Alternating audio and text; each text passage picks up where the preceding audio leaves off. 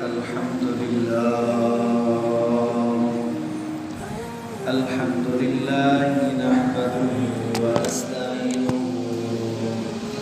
ونستغفره ونؤمن به ونتوكل عليه ونعوذ بالله من شرور أنفسنا ومن سيئات أعمالنا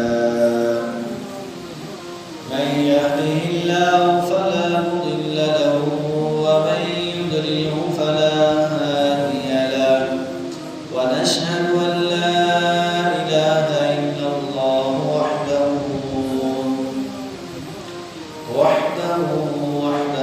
لا شريك له ونشهد أن سيدنا ومولانا محمدا عبده ورسوله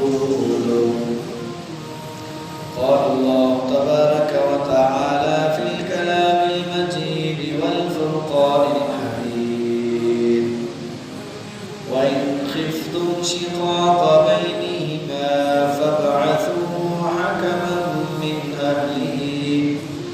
حكما من أهله وحكما من أهلها إن يريدا إصلاحا يوفق الله بينهما إن الله كان عليما خبيرا. آمنت بالله صدق الله مولانا العظيم إن الله وملائكته يصلون على النبي يا أيها الذين آمنوا صلوا عليه وسلموا تسليما. الصلاة والسلام عليك يا سيدي يا رسول الله وعلى آلك وأصحابك يا سيدي يا حبيب الله. الصلاة والسلام عليك يا سيدي يا نبي الله وعلى آلك وأصحابك يا سيدي يا نور الله. مولاي صل وسلم دائما أبدا على حبيبك خير الخلق كلهم هو الحبيب الذي ترجى شفاعته لكل هول من الأهوال مقتحم. يا رب بالمصطفى بلغ مقاصدنا واغفر لنا ما مضى يا واسع الكرم. حمد صلاة کے بعد نہایت ہی واجب القدر صاحب محاذرین، گزشتہ جمعہ المبارک اور یہ جمعہ جو آیت کریمہ پچھلے جمعہ کو آخر میں بیان کی گئی تھی اس کا اور اس آیت کریمہ کا آپس میں ربط ہے، اس کو چلا کے پھر اس کے بعد اس کو ساتھ ملائیں گے. اس آیت کریمہ میں اللہ تبارک و تعالیٰ نے عورتوں کے حوالے سے یہ بیان فرمایا تھا کہ مرد عورتوں پر نگہبان ہیں، مرد عورتوں پر نگہبان ہیں. اس وجہ سے اللہ نے ان میں ایک کو دوسرے پر فضیلت دی. اس کے بعد فرمایا اس وجہ سے مرد عورتوں پر اپنا مال خرچ کریں. پھر فرمایا تو نیک عورتیں شوہروں کی اطاعت کرنے والی اور ان کی غیر موجودگی میں اللہ کی حفاظت و توفیق سے حفاظت کرنے والی ہوتی ہیں. پچھلی تفصیل تقریباً بیان ہو چکی. اب یہاں سے آگے ہم چلیں گے کہ وہ خواتین جو کہ شوہروں کی اطاعت گزار ہیں، فرما بردار ہیں، ان کی اللہ تبارک و تعالیٰ کے محبوب علیہ السلام نے فضیلت کچھ اس طریقے سے بیان فرمائی اور فرمایا اللہ کے محبوب علیہ السلام نے کہ جس کو 4 چیزیں ملیں اسے دنیا و آخرت کی تمام بلائیاں مل گئیں۔ 4 چیزیں، وہ 4 چیزیں کون سی ہیں؟ اللہ کے محبوب علیہ السلام فرماتے ہیں سب سے پہلی چیز شکر گزار دل، وہ دل جو اللہ تبارک و تعالیٰ کا شکر کرنے والا ہو، ہر حال میں، تنگی میں، خوشحالی میں، مصیبت میں، تندرستی میں، ہر حال میں اللہ تعالیٰ کا شکر ادا کرنے والا دل۔ دوسری، اللہ تبارک و تعالیٰ کو یاد کرنے والی زبان۔ تیسرا، مصیبت پر صبر کرنے والا بدن۔ اور چوتھے نمبر پہ فرمایا کہ ایسی بیوی کہ اپنے نفس اور اپنے شوہر کے مال میں گناہ کی متلاشی نہ ہو، یعنی کہ اس کی عدم موجودگی میں اس کے مال کی حفاظت بھی کرنے والی ہو اور اس کی عدم موجودگی میں اپنی پارسائی کی حفاظت بھی کرنے والی ہو۔ تو اللہ کے محبوب نے فرمایا اس کو یہ 4 چیزیں ملی، شکر کرنے والا دل، اللہ کا ذکر کرنے والی زبان، مصیبت پر صبر کرنے والا بدن، اور چوتھے نمبر پہ ایسی بیوی جو شوہر کی عدم موجودگی میں اللہ کی توفیق سے اس کے مال کی حفاظت کرنے والی اور اس کے علاوہ اپنی پارسائی کی حفاظت کرنے والی، جس کو یہ 4 چیزیں ملی اللہ کے محبوب علیہ السلام نے فرمایا اسے دنیا و آخرت کی بلائیں مل گئی۔ تو فرمایا آیت کریمہ کے اس حصہ میں کہ وہ خواتین جو شوہروں کی اطاعت کرنے والی ہیں، شوہروں کی اطاعت و فرمانبرداری کرنے والی ہیں اور اللہ کی توفیق سے حفاظت کرنے والی ہیں۔ اور آگے فرمایا جن عورتوں کی نافرمانی کا تمہیں اندیشہ ہو تو انہیں سمجھاؤ اور نہ سمجھنے کی صورت میں اس طرح لا کر کو مارو۔ پھر اس کے بعد مارنے کے طریقہ میں نے آپ کو بتا دیا تھا پیچھے کہ ہاتھ کے ساتھ تھپڑ ایک دو لگانے ہیں یا مسواک کے ساتھ مارنا، نہ کہ احمقوں کی طرح ڈنڈا اٹھا کے اس کو مارنا پیٹنا شروع کر دیں، اس کی ٹانگیں توڑ دی یا اس کی بازو توڑ دی یا اس کا سر پھوڑ دیا، ایسا نہیں، بلکہ مارنے کی اجازت یہاں تک ہے کہ مسواک کے ساتھ مار سکتے ہیں، مسواک کے ساتھ، اور وہ بھی اس کے نفیس اعضاء جو عورت کے نفیس اعضاء ہوتے ہیں آپ سب جانتے ہیں، اس کے علاوہ بھی اس کی پیٹھ پہ مار سکتا ہے، اس کی کمر پہ مار سکتا ہے، اس کے ہاتھوں میں مار سکتا ہے، اس کے علاوہ جو اس کی باقی نفیس اعضاء ہیں اس پر نہیں مار سکتا۔ تو یہ بات یہاں تک بیان کی گئی۔ اب اس کے بعد ایک اور بات، آپ بڑے ہیں تو آپ کے لیے بات ضروری ہے کہ نکاح کیسی عورت کے ساتھ کرنا چاہیے، نکاح کیسی عورت کے ساتھ کرنا چاہیے۔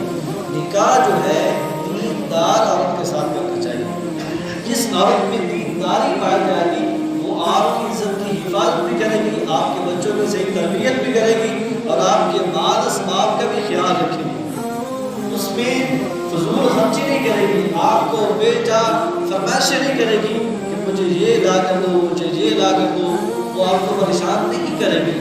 اور کچھ لوگ ایسے ہوتے ہیں کہ عورت کی عزت کی وجہ سے، اس کے مال کی وجہ سے، اس کے حسب و نسب، اس کے مرتبے کی وجہ سے اس سے شادی کرتے ہیں۔ جو لوگ یہ ذہن رکھ کے کسی عورت کے ساتھ شادی کرتے ہیں، اللہ کے محبوب علیہ السلام کا فرمان سنیے۔ حضرت انس رضی اللہ تعالیٰ کو آپ فرماتے ہیں سرکار دو عالم صلی اللہ علیہ وسلم نے ارشاد فرمایا جو شخص کسی عورت سے اس کی عزت کی وجہ سے، اس کی عزت کے سبب کہ یہ عزت والی خاتون ہے تو میں عزت اس کے ساتھ نکاح کروں گا تو میری عزت میں اضافہ ہو جائے گا، فرمایا جو شخص کسی عورت سے اس کی عزت کے سبب اس کے ساتھ نکاح کرے گا اللہ تبارک و تعالیٰ اس کی ذلت میں زیادتی کر دے گا۔ اس کی نیت کیا ہے؟ اس کی عزت ہے تو میں اس کے ساتھ، اس کی شہرت ہے، یہ اس کے بہت جاننے والے ہیں، یہ ان کا جو خاندان ہے بڑے مرتبے والا ہے، اس کی عزت کی وجہ سے اگر نکاح کرتا ہے تو فرمایا اللہ کے محبوب نے اللہ تبارک و تعالیٰ اس کی ذلت میں اضافہ کر دے گا۔ اور جو شخص کسی عورت سے اس نیت سے نکاح کرتا ہے کہ اس کے پاس مال اسباب بہت زیادہ ہے، بڑی پراپرٹی اس کے پاس ہے، باپ کے اکیلے کے لیے بیٹی ہے، اس کے پاس بڑی جائیداد ہے، تو اگر کوئی شخص کسی عورت سے اللہ کے بابو فرماتے اس وجہ سے نکاح کرتا ہے کہ اس کے پاس مال کی کثرت ہے، بہت زیادہ اس کے پاس مال ہے، تو اللہ کے محبوب علیہ السلام فرماتے ہیں اللہ تبارک و تعالیٰ اس کی محتاجی بڑھا دے گا، اس بندے کی محتاجی بڑھا دے گا۔ اور تیسری بات اللہ کے محبوب علیہ السلام نے فرمایا اگر کوئی شخص کسی عورت سے اس کے حسب و نسب، اس کے خاندان کی وجہ سے اس کے ساتھ نکاح کرے گا، تو اللہ کے محبوب علیہ السلام فرماتے ہیں اللہ تبارک و تعالیٰ اس کی کمینہ پن میں اضافہ کر دے گا، اس کی کمینگی میں اضافہ کر دے گا۔ تو یہ حدیث بات جو لوگ اس وجہ سے نکاح کرتے ہیں اس کے پاس مال بڑا ہے، اس کی عزت بڑی ہے اور یہ بڑے خاندان کے ساتھ تعلق رکھتی ہے، اس چیز کو سامنے رکھتے ہوئے اگر کوئی شخص کسی عورت سے نکاح کرتا ہے تو پھر اللہ کے محبوب کا فرمان سن لیا آپ نے کہ اس کے ساتھ اللہ تبارک و تعالیٰ پھر کیا کرتا ہے۔ تو کسی عورت کے ساتھ جب بھی نکاح کرنا ہے اپنا اب تو تقریباً جو شادی شدہ رہتے ہیں اولاد والے ہیں، اپنی اولاد کی جب شادی کریں تو بیٹی کی دینداری دیکھیں کہ وہ دینداری میں کیسی ہے، اس کے اخلاق کیسا ہے، وہ چیز دیکھنے کے بعد اور اس کی وہ نیک پاک ہے، پاک دامن ہے، اس کے جو آگے پیچھے کے معاملات سارے آپ دیکھیں گے، گھر میں رہن سہن، معاشرے میں اس کا آنا جانا، لیکن سکول میں پڑھتی ہے جو معاملات ہیں، کس درسگاہ سے اس نے علم حاصل کیا، یہ تمام چیزیں دیکھی رہیں گی، تو اس میں اگر اس کا کردار اچھا ہے تو اس کے ساتھ اپنی بیٹی کی شادی کی جائے۔ اگر کوئی نوجوان بیٹھا ہے تو وہ بھی یہ نہ دیکھے کہ اس کے پاس بڑا مال ہے یا بڑے خاندان کے ساتھ تعلق رکھتی ہے، اس کے ساتھ محض نکاح کرتا ہوں، نہیں، اگر یہ دیکھیں گے اس کی عزت کو تو پھر اللہ تعالیٰ ذلت میں مبتلا کر دے گا، اگر اس کے مال کو دیکھیں گے تو اللہ تعالیٰ کی محتاجیوں کو بڑھا دے گا، اگر اس کے حسب و نسب کو دیکھیں گے تو اللہ تعالیٰ کمینہ پن میں اضافہ کر دے گا۔ لہٰذا یہ چیز دیکھ کے انسان کو کسی عورت کے ساتھ نکاح نہیں کرنا چاہیے۔ سب سے پہلی چیز کیا ہے؟ اس کی دینداری، دینداری سب سے پہلی چیز ہے۔ اور کچھ عورتیں اپنے شوہروں کو تکلیف دیتی ہیں، بلا وجہ پریشان کرتی رہتی ہیں، ایسے پتہ بھی ہے اس کی آمدن کتنی ہے، جان بوجھ کے اس کو تکلیف دے گی، آپ مجھے کیا دیتے ہیں، میرے ساتھ کیا کرتے ہیں، میری ضرورت کا کیا خیال رکھتے ہیں، اسے ٹارچر کرتی رہتی ہیں۔ تو جو عورتیں ایسا کرتی ہیں اللہ کے محبوب علیہ السلام کا فرمان ہے، حضرت معاذ بن جبل رضی اللہ تعالیٰ عنہ آپ فرماتے ہیں اللہ کے محبوب علیہ السلام نے فرمایا جب عورت اپنے شوہر کو دنیا میں تکلیف دیتی ہے، جب عورت دنیا میں اپنے شوہر کو تکلیف دیتی ہے، ایذا دیتی ہے، تو حور عین اسے دیکھ کے کہتی ہے اے خاتون تجھے اللہ قتل کرے، تجھے اللہ قتل کرے، اسے ایذا نہ دے، اسے ایذا نہ دے۔ اور ساتھ ہی کہتی ہے یہ تو تیرے پاس مہمان ہے، یہ جو تیرا شوہر ہے تیرے پاس مہمان ہے، ان قریب تجھ سے جدا ہو کے ہمارے پاس آ جائے گا، ہمارے پاس آ جائے گا، لہٰذا اس کی اطاعت و فرمانبرداری کر، اس کے ساتھ سختی نہ کر، اسے پریشانیوں میں مبتلا نہ کر، بلکہ اس کا ساتھ دے، جہاں تک ہو سکتا ہے اس کا ساتھ دے۔ تو جو عورت اپنے شوہر کو تکلیف دیتی ہے وہ اللہ کے محبوب علیہ السلام کا فرمان ہے اس پہ حور عین جو ہے وہ بھی اللہ کی بارگاہ میں کہتے ہیں کہ یا اللہ اسے قتل کر دے، اسے مطلب کہ اسے برباد کر دے، کہ یہ ایسی خاتون ہے کہ جو شوہر کے جو معاملات ہیں اس میں اس کا خیال نہیں رکھ رہی۔ اس کے بعد مزید آگے فرمایا جو عورت ہے اس کو آپ سیدھا نہیں کر سکتے، عورت کو آپ سیدھا نہیں کر سکتے، اس سے آپ نفع حاصل کر سکتے ہیں، اسے سیدھا کرنے کی کوشش کریں گے تو سیدھا نہیں کر سکیں گے۔ اللہ کے محبوب علیہ السلام کا فرمان راوی ہے حضرت ابو ہریرہ رضی اللہ تعالیٰ آپ فرماتے ہیں کہ اللہ کے محبوب علیہ السلام نے ارشاد فرمایا کہ عورت پسلی سے پیدا کی گئی ہے، عورت پسلی سے پیدا کی گئی ہے، وہ تیرے لیے کبھی سیدھی نہیں ہو سکتی۔ وہ کہنا کہ میں بڑا جوان ہوں، میں بڑا طاقتور ہوں، یا میرا بڑا عہدہ ہے کہ میں اسے سیدھا کروں گا، تو ایسا نہیں کر سکتا۔ عورت پسلی سے پیدا کی گئی ہے، اگر تو اسے سیدھا کرنا چاہے گا تو یہ تو سیدھا نہیں کر سکتا، اگر تو اسے سیدھا کرنے کی کوشش کرے گا تو اسے توڑ دے گا، اسے توڑ دے گا۔ فرمایا چاہتا ہے کہ اسے نفع حاصل کرنا ہے تو پھر اسے نفع حاصل کر، نہیں تو سیدھا کرنے کی کوشش کرے گا تو اسے توڑ دے گا، اسے توڑ دے گا۔ اور توڑ دینا کیا ہے کہ طلاق دینا ہے. اسے اپنی مرضی سے اپنے زور سے فرما بردار نہیں بنا سکتا. تو پچھلی آیت کریمہ میں سب سے پہلے کہا گیا کہ اگر خاتون اگر عورت جو ہے وہ نافرمانی بھی اتر آتی ہے تو سب سے پہلے کیا کرنا ہے؟ اس کو سمجھانا ہے. دوسرے نمبر پہ اگر نہیں سمجھتی تو پھر کیا کرنا ہے؟ اس سے اپنا بستر الگ کر لینا ہے. پھر بھی نہیں سمجھتی تو پھر کیا کرنا ہے؟ اس کو مارنا ہے ہاتھ کے ساتھ یا مسواک کے ذریعے. مسواک سے زیادہ کس چیز کے ساتھ نہیں اسے تکلیف دینی. اگر پھر بھی معاملہ نہیں بنتا تو اس کے بارے میں آگے اللہ تبارک و تعالیٰ نے اگلی آیت کریمہ جو کہ آج پڑھی گئی وَإِنْ خِفْتُمْ شِقَاقَ بَيْنِهِمَا فَابْعَثُوا حَكَمًا مِنْ أَهْلِهِ وَحَكَمًا مِنْ أَهْلِهَا. فرمایا اگر یہ آپ نے تینوں حربے آزما لیے تو اب جلدی نہیں کرنی. اس کے بارے میں آگے اللہ تبارک و تعالیٰ نے اگلی آیت کریمہ جو کہ آج پڑھی گئی وَإِنْ خِفْتُمْ شِقَاقَ بَيْنِهِمَا فَابْعَثُوا حَكَمًا مِنْ أَهْلِهِ وَحَكَمًا مِنْ أَهْلِهَا. فرمایا اگر یہ آپ نے تینوں حربے آزما لیے تو اب جلدی نہیں کرنی. شوہر کو چاہیے کہ وہ طلاق دینے میں جلدی نہ کرے اور عورت کو چاہیے کہ وہ خلا لینے میں جلدی نہ کرے. دونوں کیا کریں؟ ان کے لیے اللہ تبارک و تعالیٰ نے قرآن پاک میں طریقہ بیان کر دیا کہ اس کے لیے تم کیا کرو. فرمایا اور اگر تم کو میاں بیوی کے جھگڑے کا خوف ہو تو ایک منصف مرد کے گھر والوں کی طرف سے بھیجو اور ایک منصف عورت کے گھر والوں کی طرف سے بھیجو. یعنی کہ خاندان میں جس کی سنی جاتی ہے, گھر میں جو وڈیرا ہو یا خاندان میں جو بڑا ہو جس کی بات مانی جاتی ہے, ایک عورت کی طرف سے ایک مرد کی طرف سے ان کو مقرر کر دی جائے تو وہ بیٹھے, کیونکہ خاندان میں وہ بڑے ہوتے ہیں اور وہ خانگی معاملات کو جانتے ہوتے ہیں, خانگی معاملات کو وہ جانتے ہیں. اب وہ منصف جو ہیں دونوں طرف سے بیٹھیں گے تو اس کا فائدہ کیا ہوگا؟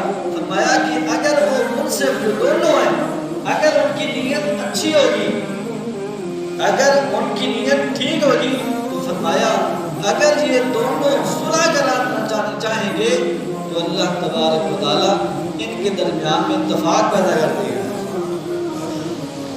اگر منصف لوگوں کی نیت اچھی ہے, اچھی نیت سے وہ بیٹھتے ہیں کہ ہم نے یہ معاملہ حل کرنا ہے تو کوئی نہ کوئی کوشش کریں گے. اب وہ کوشش کریں گے تو اللہ تبارک و تعالیٰ اس میں برکت ڈال دے گا, اس میں برکت ڈال دے گا. اب وہ طلاق کا معاملہ رفع دفع ہو جائے گا, کیونکہ طلاق جو ہے اسلام میں حلال ہے, طلاق دینا حلال ہے. لیکن اللہ کے محبوب علیہ السلام فرمایا کہ اللہ تبارک و تعالیٰ کے حلال کردہ کاموں میں سے سب سے ناپسندیدہ چیز طلاق ہے حلال لیکن یہ ناپسندیدہ عمل ہے. دو خاندان جو ہیں جڑے ہوتے ہیں اور وہ اس کے ذریعے ٹوٹ جاتے ہیں اور جن کی اولاد ہوتی ہے اولاد بکھر جاتی ہے, اولاد بکھر جاتی ہے, ان کو سنبھالنے والا کوئی نہیں ہوتا. بعض کا اولاد ماں کے پاس چلی جاتی ہے, بعض کا باپ کے پاس چلی جاتی ہے, تو اولاد جو ہے پریشان رہتی ہے. تو اس وجہ سے اگر فرمایا کہ وہ تینوں معاملات کو سمجھانے کے بعد اگر مسئلہ حل نہیں ہوتا تو پھر کیا کرو؟ ایک لڑکے کی طرف سے ایک لڑکی کی طرف سے منصف مقرر کر دیا جائے اور وہ دونوں بیٹھ کے اس معاملے میں آپس میں گفتگو کریں, معاملے کو سلجھانے کی کوشش کریں. جب وہ کوشش کریں گے اچھی نیت سے تو اللہ تبارک و تعالیٰ ان کے درمیان میں اتفاق پیدا کر دے گا. اور مزید فرمایا بے شک اللہ خوب جاننے والا خبردار ہے. اللہ تعالیٰ خوب جاننے والا کہ کس معاملے کو کس طرح کرنا ہے. تو اگر ان لوگوں کی, اب اس میں ایک مسئلہ یہ بھی ہے, اب دونوں منصف آئے صلح کروانے کے لیے, اگر وہ منصف کو آپ بٹھاتے ہیں تو وہ کہتے ہیں کہ ان کے معاملات حل نہیں ہوں گے, ہم ان کے درمیان جدائی ڈال دیتے ہیں. اب ان کا جدائی ڈالنا یہ ٹھیک نہیں ہوگا, جدائی پہ ان کی بات نہیں مانی جائے گی کیونکہ اس کا اختیار ان کے پاس نہیں ہے. وہ جو منصف جو اپنے جج بٹھائے ہوئے ہیں ان کے پاس اس چیز کا معاملہ نہیں ہے.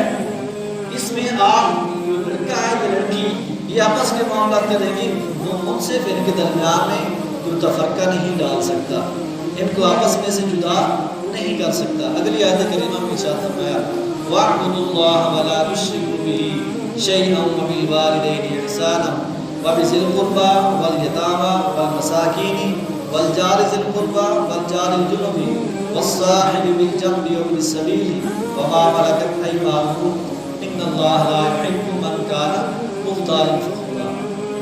آپ اس آیت کریمہ میں اللہ تبارک و تعالیٰ نے حقوق اللہ اور حقوق العباد کا ذکر فرمایا ہے.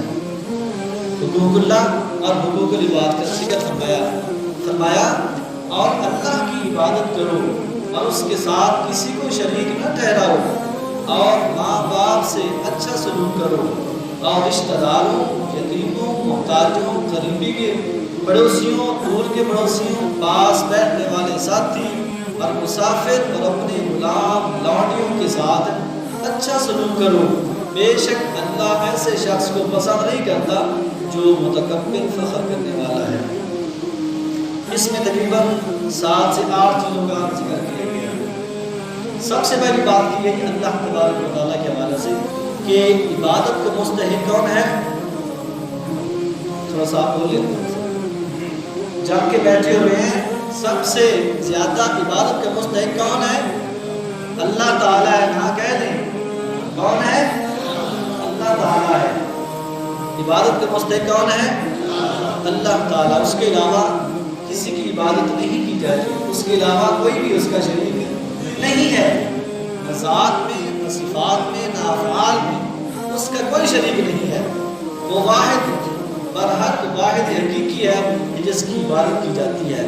تو سب سے پہلے بات کی کہ اللہ تعالیٰ اور بندوں دونوں کے درمیان حقوق کی تعلیم دیتا ہے. اور سب سے پہلے فرمایا اللہ تعالیٰ کا بندوں پر یہ حق ہے کہ بندے اللہ کی عبادت کریں، اس کے ساتھ کسی کو شریک نہ ٹھہرائیں. اب بندوں کے حقوق بندوں پر وہ کیا ہے؟ ان میں سب سے پہلے والدین کے ساتھ اچھا سلوک کرنا. والدین کے ساتھ اچھا سلوک کیا ہے؟ ان کی خدمت کی جائے، ان کی بات مانی جائے. اگر وہ بیمار ہو جائے تو ان کے لیے دوائی کا اہتمام کیا جائے اور اس کے علاوہ ان کی نافرمانی سے بچا جائے. یہ بھی ان کے ساتھ اچھا سلوک کرنا ہے، ان کی نافرمانی سے بچا جائے. اور اللہ کے محمود علیہ السلام کا فرمان ہے، آپ نے فرمایا اس شخص کی ناک خاک آلود ہو جائے. آپ نے یہ جملے 3 مرتبہ ارشاد فرمائے. اس شخص کی ناک خاک آلود ہو جائے. صحابہ نے عرض کی یا رسول اللہ صلی اللہ علیہ وسلم کس شخص کی ناک خاک آلود ہو جائے؟ فرمایا جو اپنے والدین کے ساتھ والدین کی نافرمانی کرے. اور اس بات کی وضاحت کیوں فرمائی؟ فرمایا جس نے دونوں کو بڑھاپے میں یا ایک کو بڑھاپے میں پایا اور اس کی خدمت کر کے جنت میں داخل ہو سکا، ایسے شخص کی ناک خاک آلود ہو جائے. تو والدین کے ساتھ اللہ کی عبادت کی بات سب سے پہلا درجہ کس کا ہے؟ والدین کا. والدین کے ساتھ اچھا سلوک کرنا. اس کے بعد رشتہ داروں کے ساتھ اچھا سلوک کرنا. رشتہ داروں کے ساتھ اچھا سلوک کرنا یہ ہے کہ ان کے ساتھ قطع تعلق ہی نہ کی جائے، ان کے ساتھ صلہ رحمی کی جائے. ان کے ساتھ صلہ رحمی کی گئی. اللہ کے محمود علیہ السلام نے یہ فضیلت بیان کرتے ہوئے ارشاد فرمایا رشتہ داروں کے ساتھ اچھا سلوک کرنے کے بارے میں. حضور اکرم صلی اللہ علیہ وسلم نے فرمایا جسے یہ پسند ہو، جسے یہ پسند ہو اس کے رزق میں وسعت ہو اور اس کی عمر زیادہ ہو. جسے یہ پسند ہو کہ اس کے رزق میں برکت ہو جائے اور اس کی عمر بڑھ جائے، وہ ان رشتہ داروں کے ساتھ اچھا سلوک کیا کرے. ہر شخص مال بڑھانے میں لگا ہے، کوشش کرتا ہے کہ میرا مال بڑھ جائے، بڑے بڑے پلان کرتا ہے. لیکن اللہ کے محبوب نے آسان سا طریقہ بتا دیا. فرمایا اگر تم چاہتے ہو کہ تمہارے رزق میں وسعت ہو جائے، تمہاری عمر دراز ہو جائے، عمر تمہاری لمبی ہو جائے، اپنے رشتہ داروں کے ساتھ اچھا سلوک کرو گے، اللہ تعالیٰ دونوں چیزیں عطا فرما دے گا. اور پھر فرمایا کہ رشتہ داری توڑنے والا جنت میں نہیں جائے گا. رشتہ داری قطع تعلقی کرنے والا جنت میں نہیں جائے گا. فرمایا یتیموں اور محتاجوں کے ساتھ اچھا سلوک کرنا. یتیموں اور محتاجوں کے ساتھ اچھا سلوک یہ کرنا ہے کہ ان کے ساتھ نرمی سے بات کی جائے، نرمی سے بات کی جائے، ان کے حقوق کا خیال رکھا جائے، ان کی خدمت کی جائے. اور اللہ کے محمود علیہ السلام نے یتیم کی کفالت کرنے والے کے بارے میں فضیلت بیان یوں فرمایا جو بندہ یتیم کی کفالت کرے گا، اللہ کے محبوب فرماتے جنت میں میں اور وہ ایسے ہوں گے۔ میں آپ نے شہادت کی انگلی اور بیچ کی انگلی کو ملا کے تھوڑا سا گیپ رکھا اور فرمایا میں اور وہ جنت میں ایسے ہوں گے۔ تو یتیم کی کفالت کرنا اتنا بڑا درجہ ہے۔ اور مسکین ہماری اصطلاح میں تو کہتے ہیں جس کی ماں فوت ہو جائے، ویسے اصطلاح میں جو شریعت کی اصطلاح ہے شرعی طور پہ اسے کہتے ہیں کہ جس کے پاس کھانے پینے کے لیے کچھ نہ ہو، اسے مسکین کہتے ہیں۔ تو اللہ کے محبوب علیہ السلام نے فرمایا کہ بیوہ اور مسکین کی امداد اور خبر گیری کرنے والا، بیوہ اور مسکین کی امداد کرنے والا، خبر گیری کرنے والا اللہ کی راہ میں جہاد کرنے والے کی طرح ہے۔ جہاد کرتے وقت آدمی اپنی جان بھی دے بیٹھتا ہے کہ اس کو کافی زیادہ زخم بھی آتے ہیں، لیکن فرمایا جو بیوہ کی اور یتیم مسکین کی کفالت کرتا ہے، مسکین کو رزق دیتا ہے، اسے خالی ہاتھ نہیں لوٹاتا، تو فرمایا وہ ایسے ہے جیسے اللہ عز و جل کی راہ میں جہاد کرنے والا ہے۔ تو اتنی فضیلت ہے اللہ تعالیٰ کے بندوں پر مال خرچ کرنے میں، مسکینوں پر اور بیوہ، کچھ بیوہ خاتون ہوتی ہیں لیکن وہ مالدار ہوتی ہیں، اس سے وہ نہیں مراد، ہاں جن کے پاس کچھ نہیں ہوتا، جو غریب ہوتی ہیں، فقر میں ہوتی ہیں، ان کا سر سے ان کے شوہر کا سایہ اٹھ جاتا ہے اس کے لیے۔ ویسے تو بیوائیں آپ دیکھیں گے وہ مالدار ہوتی ہیں تو اس کو آپ دینے جائیں گے تو پھر آپ کو پریشانی جانا پڑے گی، ظاہر بات ہے وہ کہیں گے کہ تو کہاں سے اٹھ کے آ گیا، میرے پاس تو سب کچھ ہے۔ جو فاقے میں ہو، جس کے پاس کچھ نہ ہو، تو ایسی بیوہ اور مسکین جس کے پاس کھانے کو کچھ نہ ہو ان کو کچھ دینا اللہ تبارک و تعالیٰ اسے جہاد کا ثواب عطا فرمائے گا۔ مزید فرمایا ہمسایوں کے ساتھ اچھا سلوک کرو، ہمسایوں کے ساتھ اچھا سلوک کرنا، ہمسایوں کے ساتھ اچھا سلوک کرنا یہ ہے کہ ان کی عزت کی حفاظت کی جائے، ان کے گھر والوں کی حفاظت کی جائے۔ اگر گھر میں کوئی کھانا پکایا تو اس کا آسان سا طریقہ ہے کہ اگر آپ نے اچھا کھانا تیار کیا تو تھوڑا سا ہمسایوں کے گھر میں بھیج دیں، یا آپ کے ہمسائے غریب ہیں تو آپ کھانا اس طریقے سے پکائیں کہ خوشبو ان کے بچوں تک نہ جائے، ان کے بچوں تک۔ اور اگر آپ نے کوئی اچھا کھانا تیار کیا ہی ہے تو اس میں سے تھوڑا سا نکال کے ان کو دے دیں۔ اور ہمسایوں کے حوالے سے اللہ کے محبوب علیہ السلام کا فرمان ہے کہ فرماتے ہیں جبرائیل علیہ السلام میرے پاس اتنی بار آئے اور ہمسایہ کے حقوق کے بارے میں اتنی بار اللہ کی طرف سے حکم لے کر آئے، مجھے یوں گمان پڑا کہ کہیں ہمسایہ وراثت میں بھی نہ آ جائے، کہیں ہمسایہ کو وراثت ہی دینا نہ بڑھ جائے۔ تو ہمسایہ کے بہت زیادہ حقوق ہوتے ہیں، اس کے بچوں کی حفاظت کی جائے، اس کی عزت کی حفاظت کی جائے اور اس کے مال کی حفاظت کی جائے۔ جب کبھی اس کو کسی چیز کی ضرورت پڑے تو وہ بھی اس کو دینی چاہیے، نہیں آپ کے پاس ہے لیکن آپ اس کے بسام پر کے بیٹھ جائیں، ایسا نہیں، بلکہ ہر مال پر کسی نہ کسی کا حق ہوتا ہے، ہر بندے کے مال پہ کسی نہ کسی کا حق ہوتا ہے جو اللہ تبارک و تعالیٰ نے رکھا ہے۔ اور اس کے علاوہ پاس بیٹھنے والوں سے اس کا سلوک، پاس بیٹھنے والوں سے مراد سب سے پہلی بات تو بیوی ہے، اس کے بعد رفیق سفر، آپ سفر کر رہے ہیں تو کوئی شخص آپ کے ساتھ جہاں سے فیصلہ آباد سے لاہور جا رہا ہے یا کسی مقام پہ ہی جا رہا ہے تو وہ شخص، اور اس کے علاوہ آپ کے ساتھ مجلس میں بیٹھنے والا، جیسے کہ ہم لوگ یہاں مجلس میں اکٹھے ہوئے ہیں، یا ایک جماعت میں پڑھنے والے طالب علم اسٹوڈنٹ اپنے کلاس فیلو کے ساتھ اچھا سلوک کریں، یا کسی کے پاس ایک علم آباد میں بیٹھے تو اس کے ساتھ بھی اچھا سلوک کرنے کا اللہ تعالیٰ نے حکم دیا ہے قرآن پاک میں۔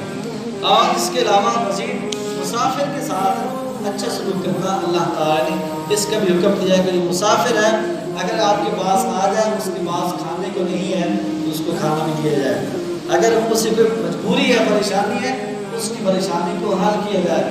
اور ساتھ فرمایا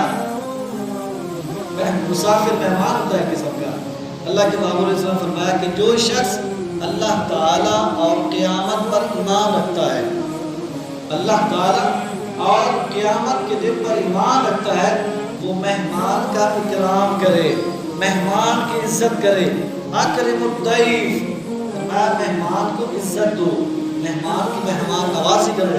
اور آخر میں 8ویں بات اللہ کے اس آیت کریمہ میں فرمائی اور غلام، لونڈی اور غلام، اب یہ تو ہے نہیں، اب اس سے مراد ہم لیں گے ماتحت لوگ، ملازم لوگ، جو ملازم ہوتے ہیں اس کو آپ اس پہ قیاس کر سکتے ہیں، اس پہ قیاس کیا جو لوگ آپ کے پاس ملازم ہیں ان پر ان کی جان سے بڑھ کے بوجھ نہ ڈالو، یہ ان کے ساتھ اچھا سلوک کرنا ہے۔ اور اس کے علاوہ لونڈی اور غلاموں کے بارے میں فرمایا کہ جیسا کھاتے ہو ویسا ان کو بھی کھلاؤ، جیسا پہنتے ہو ویسا ان کو بھی پہناؤ، یہ اللہ کے محبوب کی تعلیمات ہیں۔ قرآن پاک میں اللہ تبارک و تعالیٰ نے اس چیز کو بیان کیا ہے، تو ایسا ہم لوگ بہت کم کرتے ہیں، اپنے جو ماتحت ہوتے ہیں ان کو بہت زیادہ پریشان کرتے ہیں، ایسا نہیں کرنا چاہیے، بلکہ جتنا ہو سکے اس کے ساتھ اچھا سلوک کیا جائے۔ ہاں اگر اس سے آپ کوئی زیادہ وزنی کام لے رہے ہیں تو پھر آپ اس کے ساتھ مل جائیں اور اس کے ساتھ مل کے وہ کام کریں تاکہ اسے مشقت محسوس نہ ہو کہ میرے ساتھ مالک بھی لگا ہوا ہے تو وہ بھی پھر کوشش کر کے اس کام میں لگا رہے گا، اپنا کام کرے گا، لیکن اس کے ساتھ آپ نے طلب کلامی نہیں کرنی، اس کو بے جا تنگ نہیں کرنا، پریشان نہیں کرنا۔ اور آخر میں فرمایا ان اللہ لا يحب من کان مختالا فخورا، اللہ تبارک و تعالیٰ جو ہے تکبر کرنے والے کو اور فخر کرنے والے کو پسند نہیں فرماتا۔ اپنے آپ کو بڑا سمجھتے ہوئے کسی مسلمان کو حقیر جاننا، ایسا کرنا اللہ تبارک و تعالیٰ کو کبھی بھی پسند نہیں ہے۔ اور فرمایا اللہ تبارک و تعالیٰ متکبرین کو، فخر کرنے والے کو پسند نہیں کرتا۔ اللہ کی بارگاہ میں دعا ہے کہ اللہ تبارک و تعالیٰ ہم سب کو عمل کرنے کی توفیق عطا فرمائے۔ وعلینا الا البلاغ۔